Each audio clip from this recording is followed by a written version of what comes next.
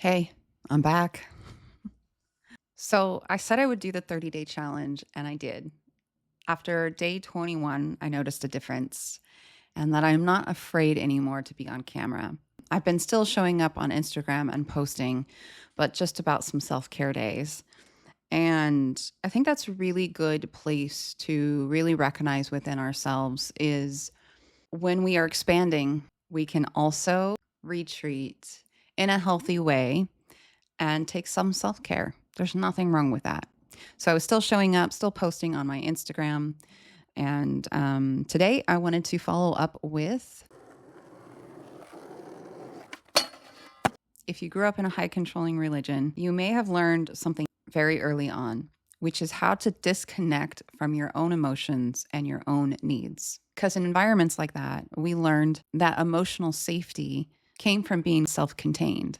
We were taught to suppress emotions, especially difficult ones, to be strong, to have faith, or pray more, or read your Bible more, instead of processing those emotions. So there wasn't that much space to explore what we were actually feeling. So instead of constantly scanning for approval or disapproval like a anxious attachment style does, the dismissive avoidant nervous system learns a different strategy: create distance.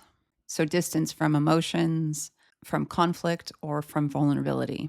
And instead of seeking comfort from other people, their nervous system learns to protect themselves by going inward through independence and self-reliance. Even years after leaving the cult, these patterns can still show up in our romantic relationships. Things like pulling away when our partner wants emotional closeness, feeling overwhelmed with relational expectations, valuing independence so strongly that relying on someone else feels uncomfortable, needing excessive personal space to regulate, convincing yourself you're better off alone, convincing yourself nothing you do matters, or you can't do anything right, and shutting down when emotional conflict arises. And it's not because the person doesn't care. It's because their nervous system has learned that distance and their internal world was safer than vulnerability or relying on other people. And so how that can show up in romantic relationships, often how it shows up in their internal world as well.